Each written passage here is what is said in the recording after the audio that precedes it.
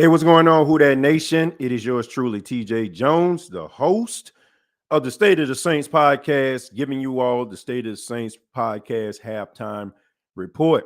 Now, I know I said I wasn't going to do a halftime report, but shouts out to my wife decided to put the packing man to sleep, and I appreciate that. But the Baltimore Ravens are beating the New Orleans Saints by a score of 14-3. And this game right here, is just a true testament to what we have seen from the New Orleans Saints all season long. I mean, I understand like why anybody is getting upset. I mean, the Saints have been conservative the entire time. You know what I'm saying? The entire season, they've been conservative. And this is one of the main reasons why they're losing.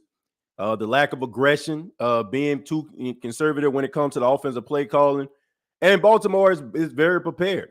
I mean, I said it on a prediction show that this team had 10 days to prepare for Alvin Kamara.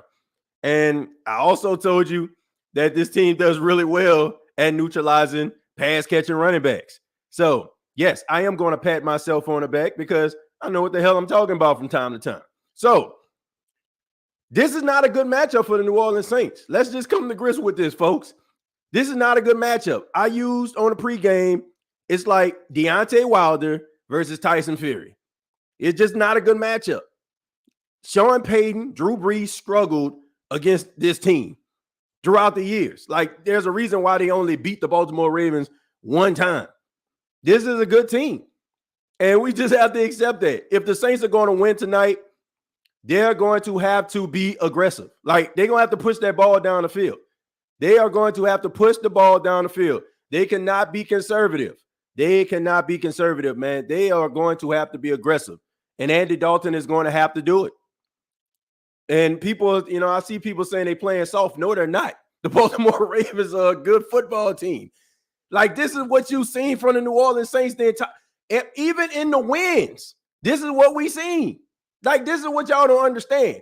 This is what we seen. It's just there are some weeks that conservative play calling works.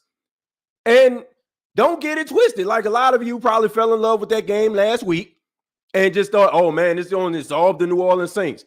The New Orleans Saints are a conservative football team. And the Baltimore Ravens know that. There's nothing wrong with this team. Man, what's going on tonight? What's happening? Nothing. The way the New Orleans Saints play is a complete nightmare when you have to go up against a team like the Baltimore Ravens. It's just as simple as that. If the Saints are going to win this game, they're going to have to be unconventional. They're going to have to do something that we have not seen all season long. As far as the defense is concerned, I mean, the defense, honestly, if this was any other quarterback, I want y'all to understand this. If this was any other quarterback, the defense would be playing good right now. But did y'all not see? Okay, Lamar Jackson, he breaks out of a tackle from Cameron Jordan. He drops the ball, picks the ball up, and then slings the ball on the rope about 40 yards down the field to Deshaun Jackson to get broken up. Like, I mean, I don't know if y'all know what y'all watching or witnessing, but that dude is incredible, man. I'm telling you. I'm sorry, folks. I wish I could just tell you something better, but the New Orleans Saints, in order for them to win this game tonight, they're going to have to do something unconventional. Now, the best thing about all this is for at least 4 games, the Baltimore Ravens have had a double-digit lead going into the fourth quarter, and they have squandered it. So it is not out the realm of possibility. Man, you want to know the crazy thing about this? I'm going to be real.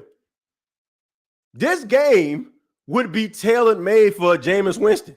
Like, seriously. Like, the way that Jameis Winston is aggressive throwing the ball down the field, it would be perfect. But the conservative play calling by Pete Carmichael and Andy Dalton is not going to get it done. In Alvin Kamara, they're neutralizing him. They are daring one of these other wide receivers to step up and make plays. Seriously, if Baltimore lose tonight because Andy Dalton just goes off in the second half, they can live with that. But they are not going to allow Alvin Kamara to beat them. And they have two sideline to sideline linebackers that can make sure that they neutralize Alvin Kamara. Did y'all not see Roquan Smith just drag Alvin Kamara down? So the Saints are going to have to switch it up, and they're going to have to do something completely different. As far as what the safeties are concerned, look, man, it's hard to look at a tight end and then also have your eyes in the backfield to make sure that Lamar Jackson hasn't ran past the defensive line. They are going to have to do something unconventional. Doing that stuff with Taysom Hill and trying to hand the ball off to Alvin Kamara, they already shut that down. They are daring Andy Dalton to beat them. It's just as simple as that. I am sick, Devin. I'm dealing with a cold, so I apologize, man. That's the reason why I'm not on camera tonight. But yeah, let's go ahead and look at some stats, man. Andy Dalton, 10 of 16, 92 yards. He got sacked one time. Alvin Kamara, 5 carries, 15 yards.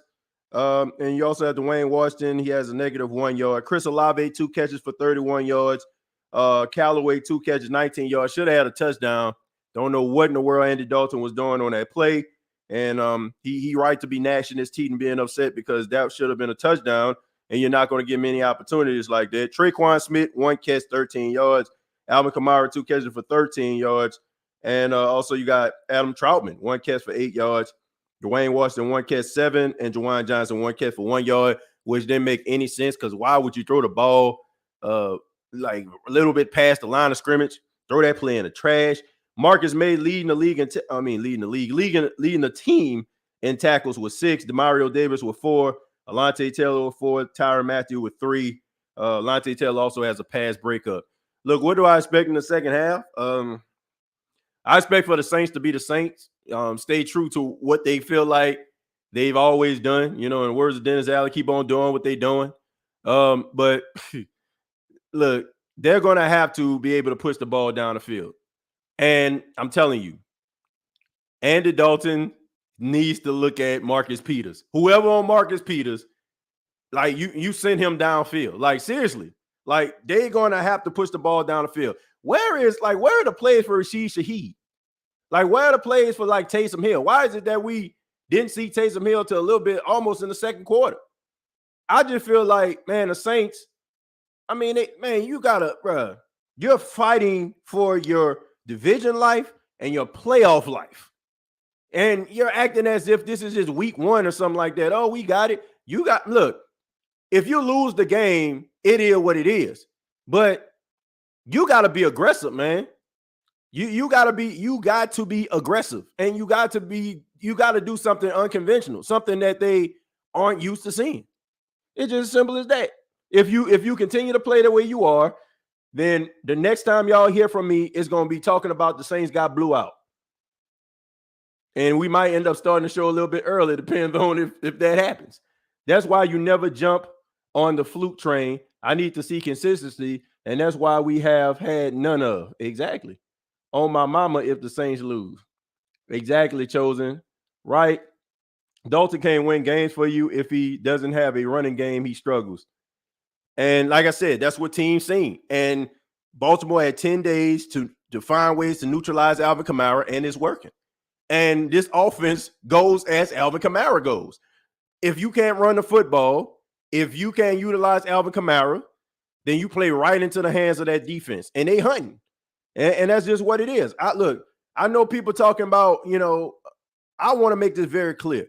People talking about, man, the Saints playing soft tonight and all this. Like, they played like this all the time offensively.